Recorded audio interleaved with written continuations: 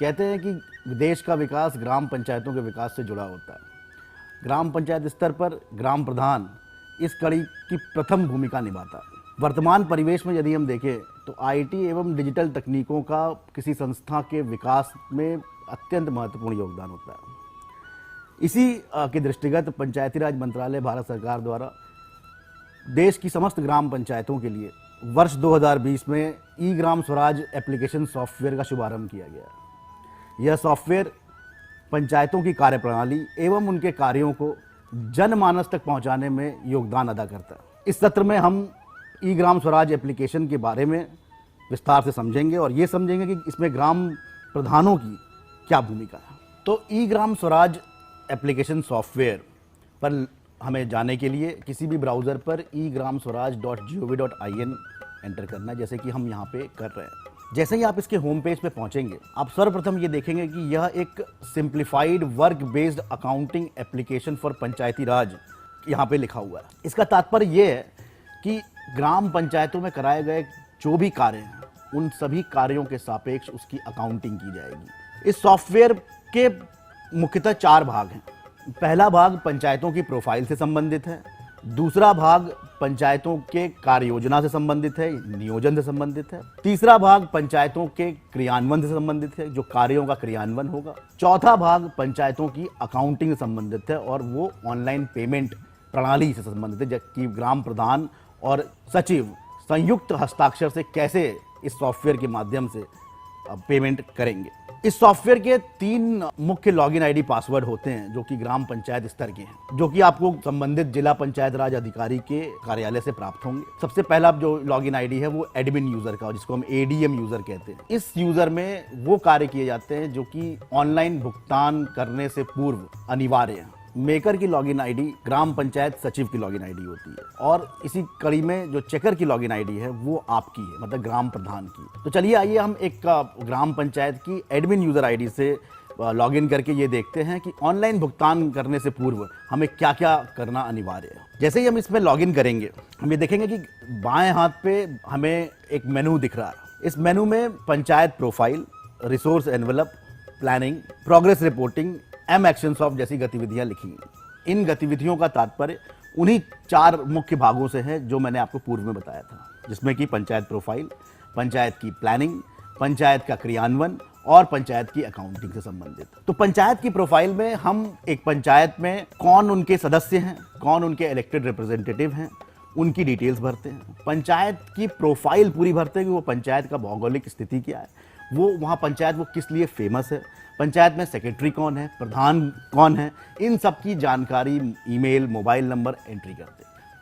Planning में जो आपने ग्राम पंचायत डेवलपमेंट प्लान जीपीडीपी जो आपने ग्राम सभा में ऑलरेडी बनाई है, उस जीपीडीपी को हम यहाँ पे अंकित करते हैं। प्लानिंग में ही एक कॉन्सेप्ट है रिसोर्स एनवेलप का। जब आपने जीपीडीपी बनाई होगी तो ये आपने देखा होगा कि हम अपने रिसोर्सेस का आकलन करते हैं, हम अपने संसाधनों का आकलन करते हैं। इसी क्रम में जो हमारे वित्तीय संसाधन होते हैं, उस वित्तीय संसाधन को हम यहाँ पे अंकित करते हैं, जिसमें कि मुख्यतः जो हमारी योजनाएं हैं, जो हमारे अनुदान हैं, जैसे 15वां वित्त आयोग, राज्य वित्त आयोग, हमारी योजनाएं जैसे कि राष्ट्रीय ग्राम स्वराज अभियान या अंत्येष्टि स्थल का विकास, ऐसी योजनाओं में जो प्राप्त धनराशि होती है उसको हम यहाँ पे अंकित करते हैं। प्लानिंग करते समय हमें 2-3 मुख्य बिंदु का ध्यान देना है। प्रथम कि कार्य योजना जो अंकित की गई है इस सॉफ्टवेयर पर, वह कार्य योजना में सभी कार्य जीपीडीपी के अनुरूप आ गए हैं अथवा नहीं आए हैं। उन कार्यों की जो अनुमानित लागत बताई गई है वो भी जो है वो जीपीडीपी के अनुरूप है और उसमें बहुत ज़्यादा अत्यधिक गैप नहीं है। दूसरा कि पंचायत में जो ग्राम सभा में जिस जीपीडीपी को अप्रूवल दिया है वही जीपीडीपी यहाँ पे अंकित की गई, क्योंकि हम जानते हैं कि एडीएम यूजर पर मुख्यतः जो कार्य होता है वो सचिव महोदय द्वारा किया जाता है और ग्राम प्रधानों का इन सब कार्यों में कम रोल होता है। ये 2-3 बिंदु जो हम बता रहे हैं, ये बिंदु को देखने के लिए आप इस लॉगिन आईडी से भी देख सकते हैं और रिपोर्टिंग सेक्शन में भी आप जो है ई ग्राम स्वराज के देख सकते हैं, जो कि मैं अभी आपको बताऊंगा। तो प्लान जब हमारा अप्रूव हो जाएगा यहाँ पे, तो प्लान में जितनी भी एक्टिविटीज, मतलब जो भी हमारे कार्य लिए गए हैं, वो सब कार्य प्रोग्रेस रिपोर्टिंग सेक्शन में चले जाते हैं। प्रोग्रेस रिपोर्टिंग सेक्शन हमारा क्रियान्वयन का सेक्शन है। ये सेक्शन में हम एक्चुअल वर्क करते हैं, मतलब जो भी कार्य हम पंचायतों में संपादित करेंगे जमीनी स्तर पर उस कार्यों का लेखा जोखा यहाँ पे एंटर करेंगे। जैसा कि हम जानते हैं कि किसी भी कार्य को कराने के लिए हमें उस कार्य पर वांछित तकनीकी, वित्तीय और प्रशासनिक स्वीकृति प्राप्त होनी चाहिए। ये जो मॉड्यूल है हमारा प्रोग्रेस रिपोर्टिंग का, उस कार्यों की वित्तीय, प्रशासनिक एवं तकनीकी स्वीकृति को कैप्चर करता है।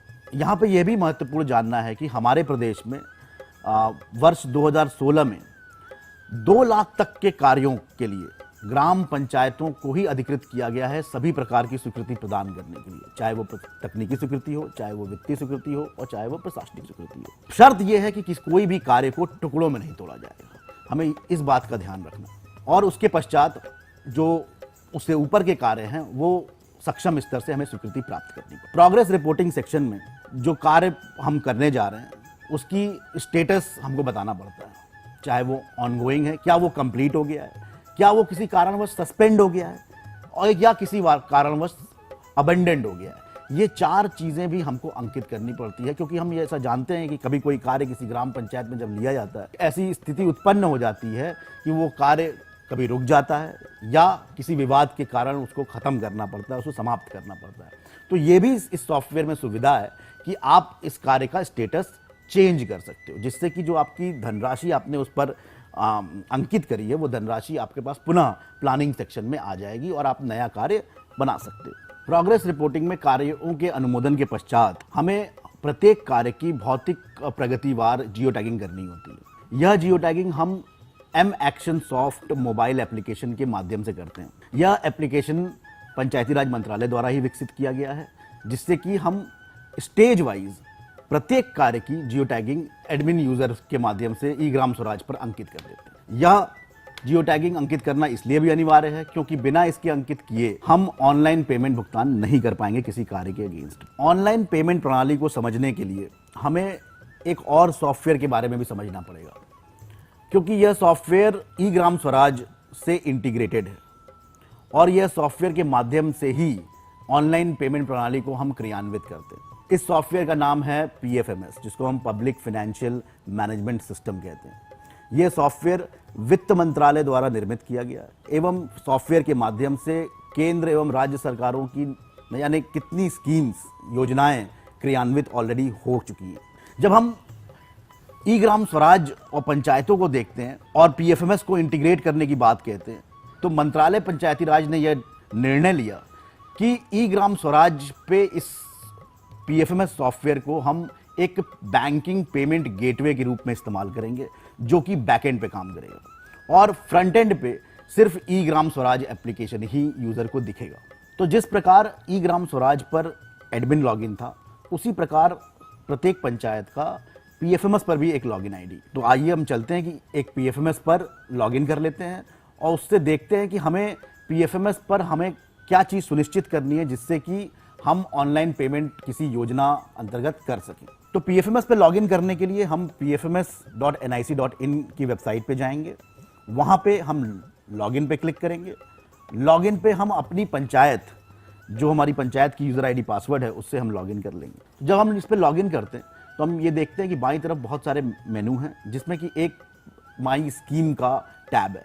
उस टैब में हमें मैनेज स्कीम के अंतर्गत जाना है और यह सुनिश्चित करना है कि हमारी जो स्कीम, जो योजना जिसके माध्यम से हम भुगतान करना चाहते हैं, उस योजना का अकाउंट नंबर, IFSC कोड वहाँ पे रजिस्टर्ड है और वो बैंक स्टेटस उसका अप्रूव्ड है। जब तक ये चीज़ आप ये सुनिश्चित नहीं करेंगे, तब तक भुगतान संबंधी कार्रवाई आप नहीं कर पाएंगे। और यह PFMS पे कार्य किसी भी योजना में एक ही बार हमें करना होता है। PFMS सॉफ्टवेयर पर जब हम ये सुनिश्चित कर लेते हैं अपने योजनावार, तो हम पेमेंट करने के लिए तैयार हो जाते हैं। अब हम वापस आते हैं ई ग्राम स्वराज एप्लीकेशन पे और आपके लॉगिन से, मतलब चेकर के लॉगिन से हम ये देखते हैं कि आपकी क्या भूमिका रहेगी इस सॉफ्टवेयर में और हमें क्या क्या कार्य करने हैं और किन किन चीज़ों का ध्यान देना है। तो हमने यहाँ पे एक चेकर से लॉगिन कर लिया है। इस चेकर में आपको मेनू कार्ड में 2 चीज़ें दिखेंगी, एक यूज़र मैनेजमेंट और एक मास्टर एंट्री। यूज़र मैनेजमेंट में आपको अपनी प्रोफाइल यहाँ पे अंकित करनी होती है। यहाँ पे जो प्रोफाइल है, ये जब आप फर्स्ट टाइम लॉगिन करेंगे तो आपको प्रोफाइल अंकित करनी होती है। जब दोबारा लॉगिन करेंगे तो इस प्रोफाइल में आपको अपडेट करने का ऑप्शन मिलता है। ये प्रोफाइल आप अपडेट कर लें। यहाँ पे मोबाइल नंबर, यहाँ के पर ईमेल आईडी जो आप लिखें वो अपनी लिखें और इसका अप्रूवल एडीओ पंचायत से लेना अनिवार्य है। इसी प्रकार जब हम मास्टर एंट्री में जाते हैं तो हमें डीएससी से संबंधित चीज़ें मिलती हैं कि आप अपनी डीएससी यहाँ पे रजिस्टर कर लें, डीएससी को योजनावार जनरेट कर लें। डीएससी के अनुमोदन उपरांत आप पेमेंट फाइल पर साइन करने के लिए तैयार हो जाएंगे। यह पेमेंट फाइल आपको मेकर मतलब जो हमारे पंचायत सचिव हैं उनके माध्यम से ऑनलाइन प्रेषित की जाएगी। अब ये पेमेंट फाइल किसी वेंडर के लिए हो सकती है, किसी बेनिफिशियरी के लिए हो सकती है, उस पे आपको अपना अनुमोदन प्रदान करना है डिजिटल सिग्नेचर के माध्यम से। तो अब आप अगर इस स्क्रीन पे देखेंगे तो यहाँ पे आपको साइन एफटीओ का एक ऑप्शन दिखाई देगा।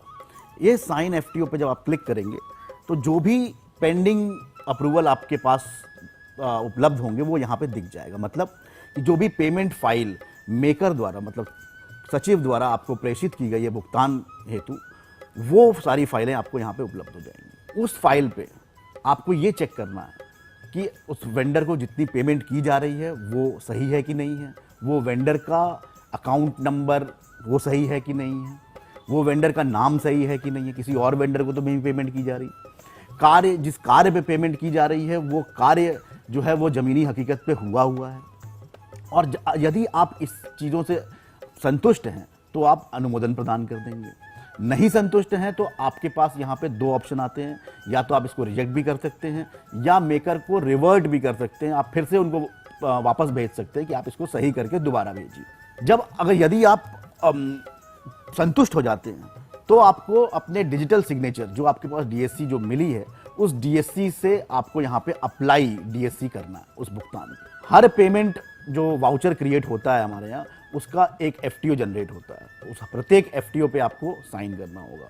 जब तक आप ये साइन नहीं करेंगे मतलब जब तक आप ये अनुमोदन डिजिटल सिग्नेचर के माध्यम से किसी पेमेंट पे नहीं देंगे तब तक भुगतान नहीं हो सकती। यहाँ पे भुगतान प्रणाली संपन्न होती है और जैसे ही आप साइन कर देते हैं वो भुगतान पीएफएमएस को चला जाता है किसी वेंडर या लाभार्थी को पेमेंट करने के।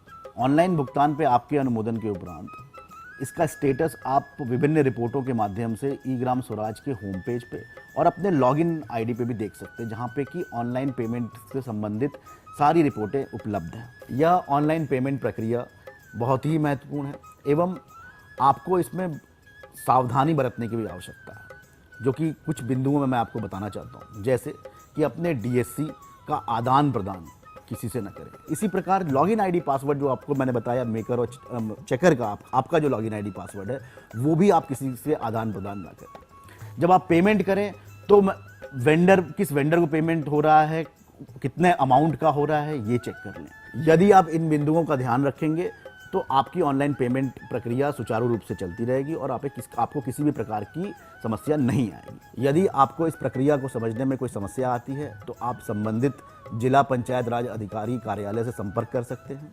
यदि किसी कारणवश आपकी समस्या का निराकरण जनपद स्तर से नहीं हो पाता है तो आप राज्य स्तर पर पंचायती राज विभाग के RGSA सेल मतलब राष्ट्रीय ग्राम स्वराज अभियान सेल से संपर्क कर सकते हैं। अंत में मैं आशा करता हूं कि आपको इस सत्र से लाभ मिला होगा एवं ई ग्राम स्वराज एप्लीकेशन सॉफ्टवेयर को समझने में आपको सहायता प्राप्त हुई होगी। इसी के साथ मैं आपसे विदा लेता हूं। धन्यवाद।